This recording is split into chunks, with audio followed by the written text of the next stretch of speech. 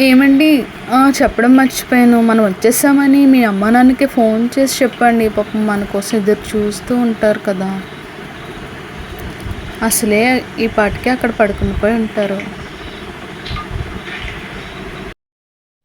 పొద్దున్న చేద్దాంలే, ఇప్పుడే కదా వచ్చాం. వాటికైనా వాళ్ళు పడుకుండిపోయి ఉంటారు. మార్నింగ్ తప్పకుండా చేద్దాం, సరేనా?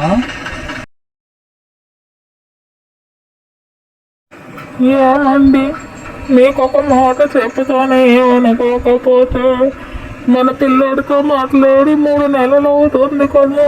పెద్దవాళ్ళం, మనమే ఒక మెట్టు దిగి మాట్లాడదాం. ఒకసారి ఫోన్ చేయండి.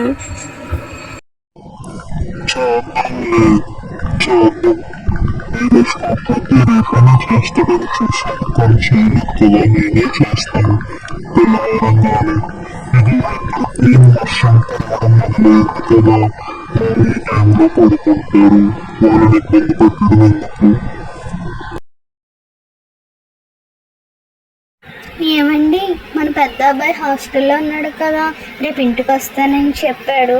తను మేము అలా షాపింగ్కి వెళ్ళి వస్తామే. మీరు మమ్మల్ని ఏమనద్దు, బట్టలు కొనిస్తానని చెప్పాను వాడికి, సరేనా?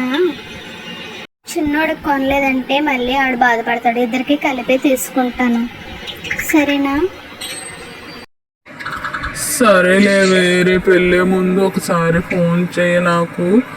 మీకు అమౌంట్ పంపుతాను, లేదంటే పెద్దోడు మళ్ళీ కోప్పడతాడు అంత దూరం వచ్చాక. సరే, తొందరగా పడుకో వెళ్ళు.